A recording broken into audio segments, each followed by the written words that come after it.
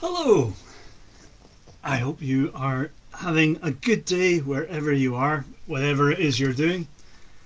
I'm enjoying the crispness of the air and the joy of a blue sky that is clear.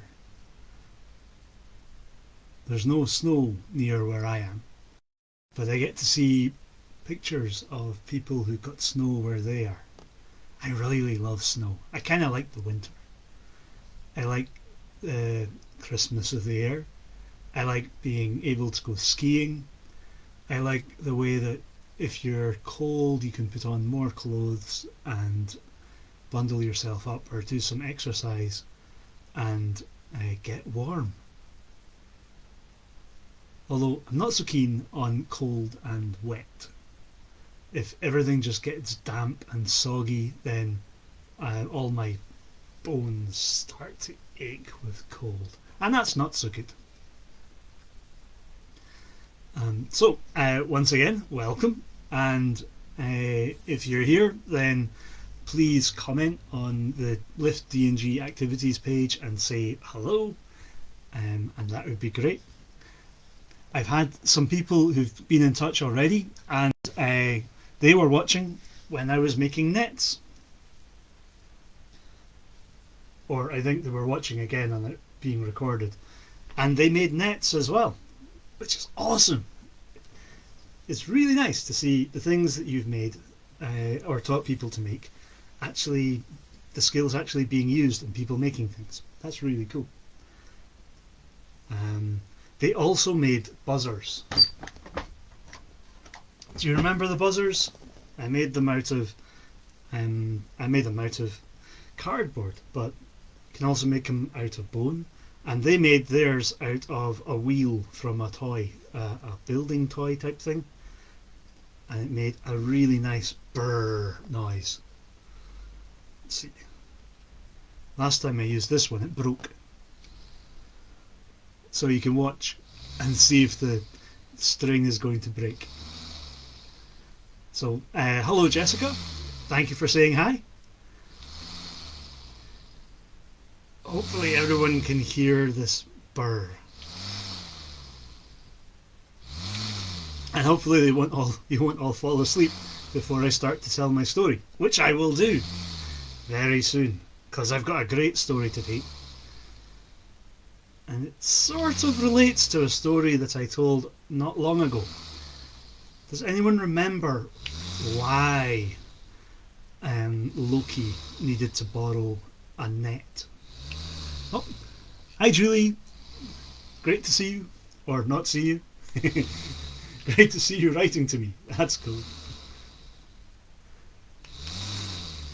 Does anyone remember why Loki needed a net? It was to go fishing, wasn't it? But instead of going fishing for fish, Loki was going fishing for treasure. And with his net, he was able to catch a dwarf, and with the dwarf, he was able to extract all the gold in the world. Well, perhaps not all the gold in the world, but there was a lot of gold that Loki got from that dwarf. And it was to pay off a fine for something bad that Loki had done.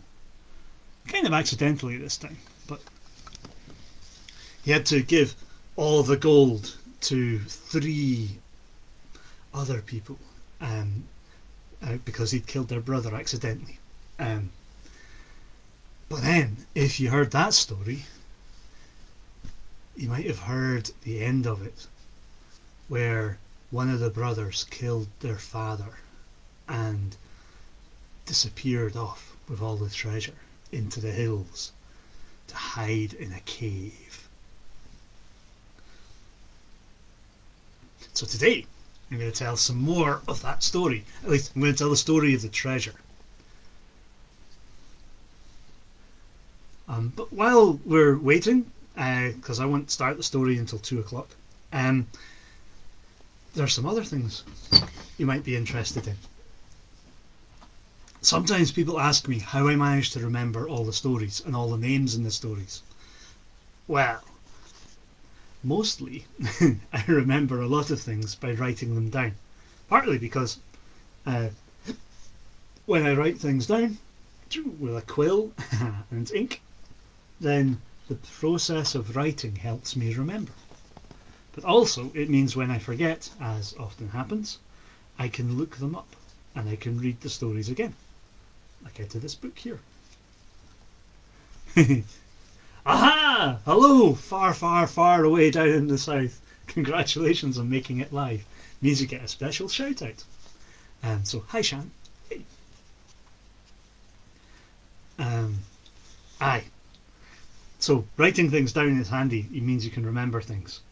And tomorrow, my plan is to show people how to write, but not write letters.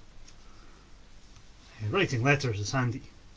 But instead, writing runes. There's all sorts of things said about runes, and some of it is nonsense, and some of it is imaginative coolness, and some of it is probably true. But one of the things that is really useful about runes, and unarguably useful, is that you can write them on a stick, like this, or carve them in stone, and that is a really useful thing to do. It's really hard to sort of carve on a stick with a knife and get curves, but because runes are nice straight angles, then it's not too hard, not too difficult.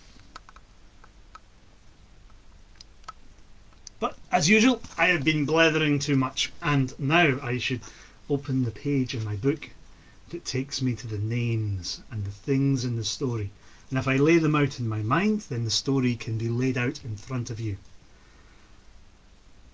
Now, in the story, there's treasure.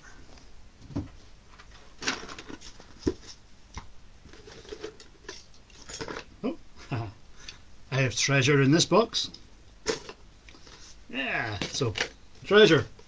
A lot more of treasure than this. Also in the story there is a smith.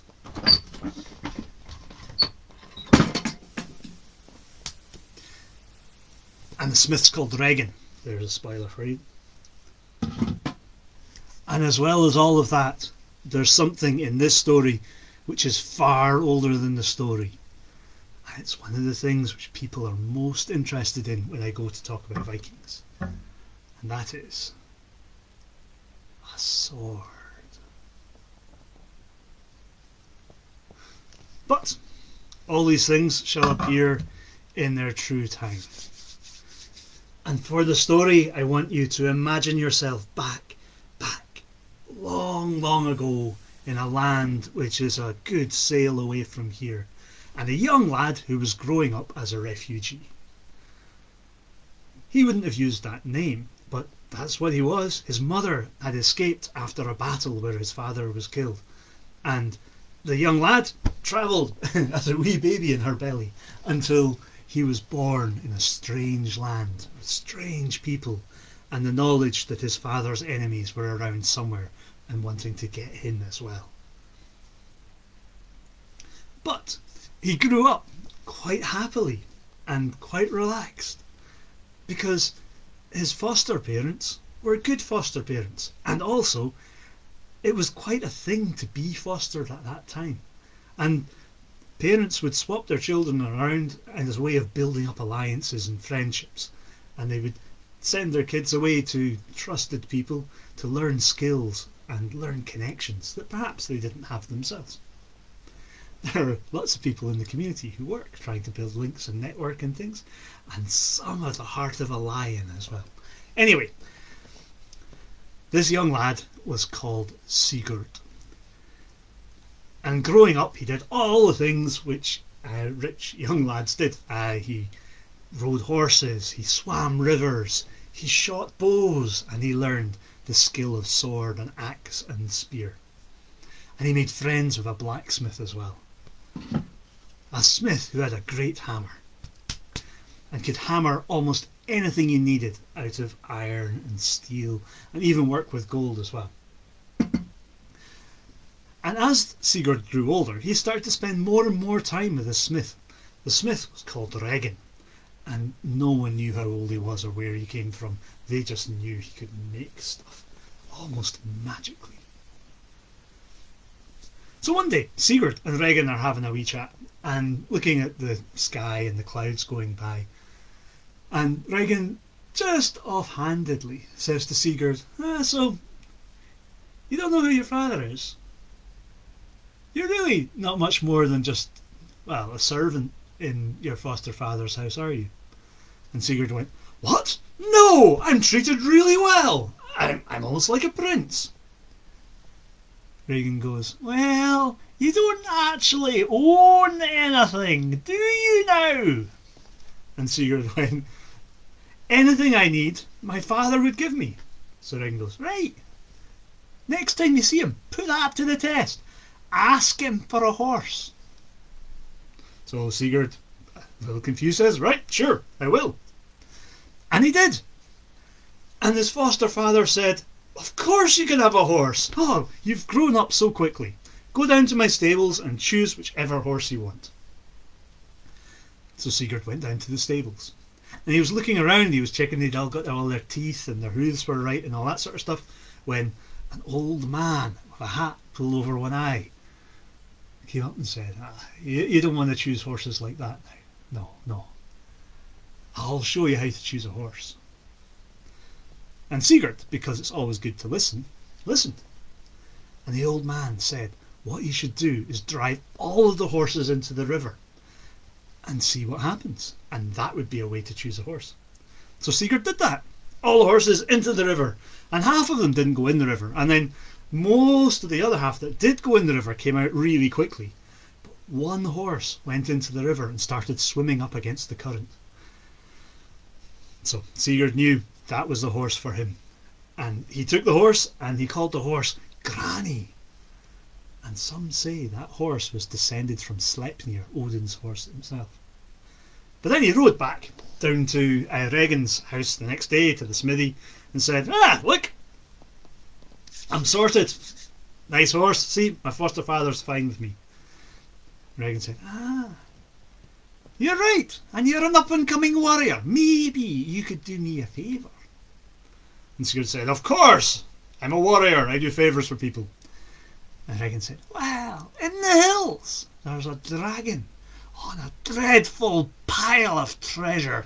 And, well, I've got a vendetta against the dragon. If you can kill the dragon, then you can have the treasure. Sigurd thought this was a great idea. I mean, who isn't going to like treasure? And he didn't think anything of the danger about a dragon that's massive and breathes poison into the land and sucks out all the life from everything around it so it lives in a withered heath. Nah, he wasn't bothered by any of that, but he did think he needed a sword. A nice, shining, singing blade of silver, sharp and slick as salmon skin. So he said to Regin, right, make me a sword and then I'll kill the dragon for you, no problem. So Regin went away, got his hammer, and with a hammer he started hammering, bang, bang, and he hammered for a month, boom, boom, working the steel, folding it backwards and forwards, getting all the right ingots, running it in together. And when Sigurd came back, there was a beautiful blade, balanced and excellent. So Sigurd looked at it, picked it up, felt the weight of it, and then remembered that dragons have got hard skins. So, holding the sword, he brought it down. Aha! Crunch! Onto the anvil. And what do you think happened? Well, the sword shattered. It broke into 100 different shards, scattered all over the place in a shower of steel. That won't do, said Sigurd. Make me another one. And Regin went, oh, okay, I'll do that.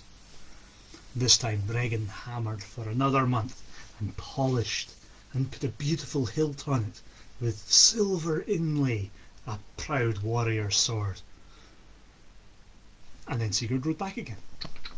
on Granny and said, "Well, have you done?" And Regan went, "I have made you a sword. Here, take it. Feel the weight. Feel the sharpness of the blade." And Sigurd picked up the sword and felt the weight, felt the balance, and Regan was a good smith. And then Sigurd lifted up above his head and brought the blade down again. Yes, once again he tested the blade on the anvil and the sword shattered. "It just won't do," said Sigurd. "If you want me to fight a dragon, I need a blade which will bite better than that." And Regan said, "Well, maybe you should go and talk to your mother then, because the sword you need is beyond my skill to do from scratch." So Sigurd went to his mother, and his mother went into her room, and from under the bed in a chest she pulled out 2 broken bits of sword, the shattered shards of a sword that Sigurd's father had fought with. A sword, it said, was given by Odin himself to the family, and maybe a cause of their misery as well as their salvation. But Sigurd took the sword back to Regan, and Regan worked for 3 months this time, weaving the wands together, hammering the steel into a wave sword, a sword that had a spine that was supple and strong, with an edge that would bite hard like glass. And this time, when Sigurd returned and he lifted the sword up above his head and brought it down on the anvil, what do you think happened? Of course, he cut through the anvil and through the stump and split the 2 in twain. Ready now with a sword and ready with his horse, Sigurd rode off to find the dragon called Fafnir, who was guarding the gold. And Regan came with him. And when they got close, they saw the withered heath, the burnt rocks, the trees poisoned by the dragon's breath, and they thought that maybe going up square going the dragon was not a good idea. So Regan said, "Yeah, what you should do is dig yourself a wee hole and hide, and when the dragon comes to drink in the morning, just wee jab, stab upwards, kill a dragon, it doesn't notice you, you're good. Oh, and don't talk to it. Talking to dragons is bad news."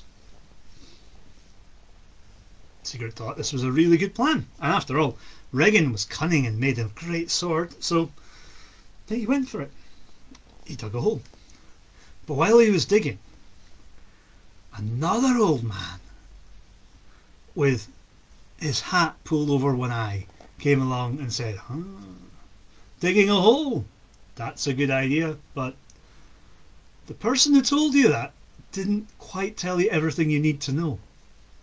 What do you think will happen when you stab upwards and all the blood pours out of the dragon?" And Sigurd thought for a while, and then, in a flash of inspiration, he realised he would drown in all of the blood. That seemed like a bit of an oversight. So he dug several holes and he put channels between them so that as the blood fell down, and it would flow out of the hole he was in, and also it would not be as obvious. One hole, you're going to check what's in there. So Sigurd waited all night, and as he waited, he imagined what he was going to do when he killed the dragon. I mean, Regan had made him promise to cut out the dragon's heart and roast it for him.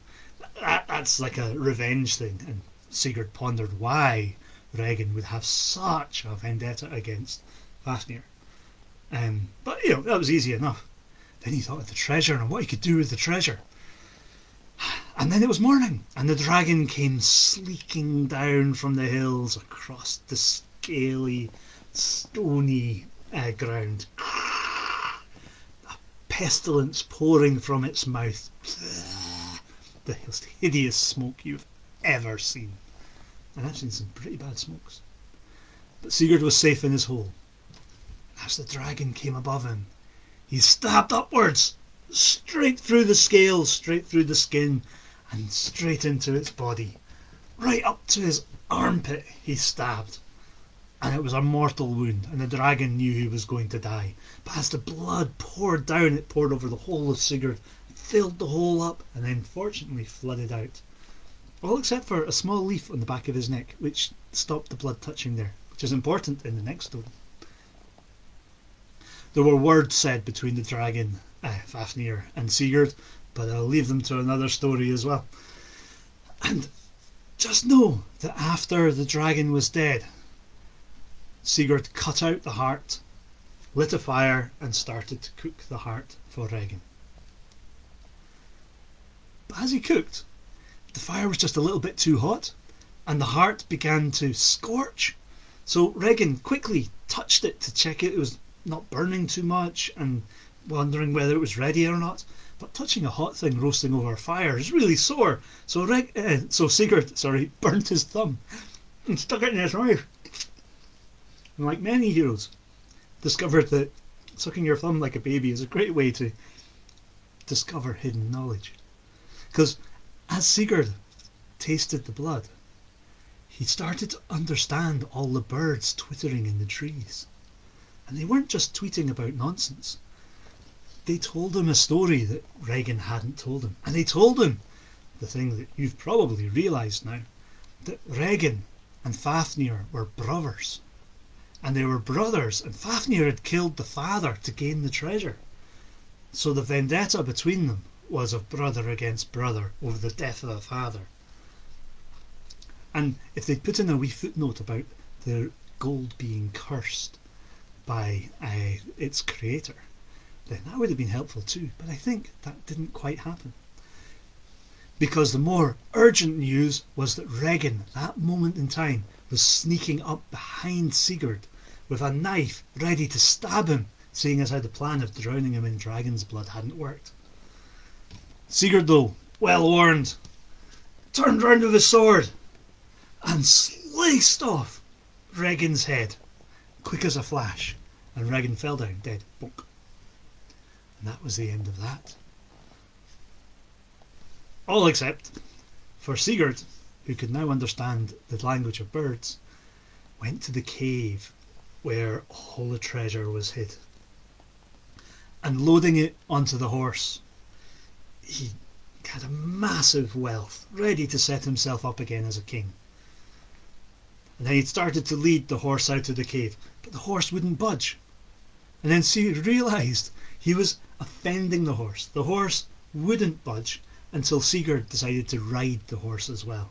He thought he was doing the horse a favour, not putting too much weight on, but no, this was no ordinary horse. This was a horse descended from Sleipnir. This was a horse that had the heart of a hero too.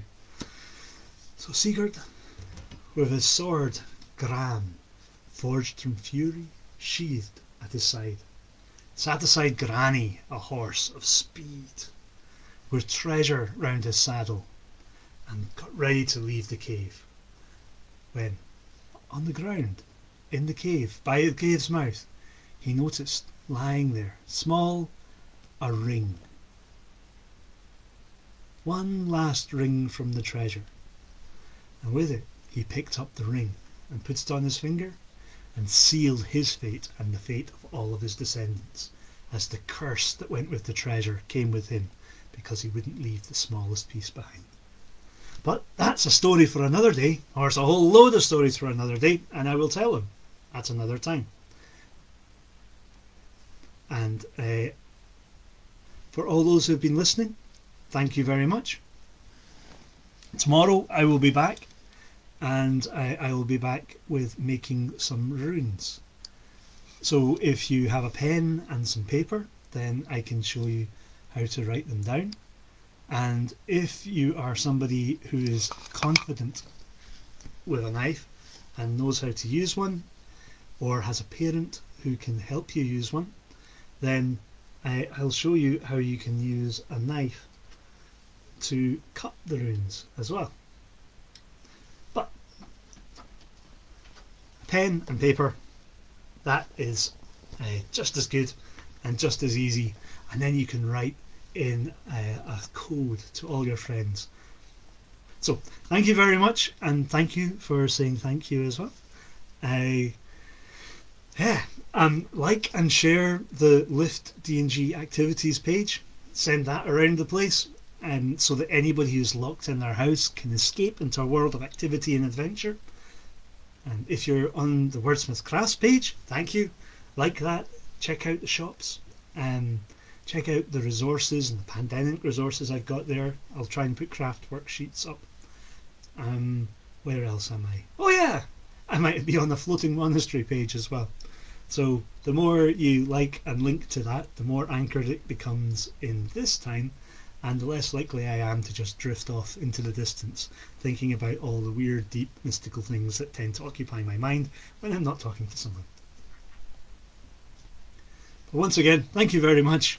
I hope you enjoyed the story. I'll be back again next week. And on Sunday mornings, I do Stories of Saints too. Thank you. Bye-bye.